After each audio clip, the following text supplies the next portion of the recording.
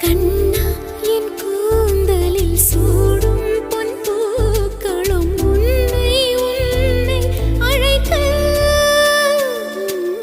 கண்ணே உன் கைவளை மீட்டும் சங்கீதங்கள் என்னை உடைக்க. கண்களை திறந்து கொண்டு நான் கனவுகள் காணுகிறேன்.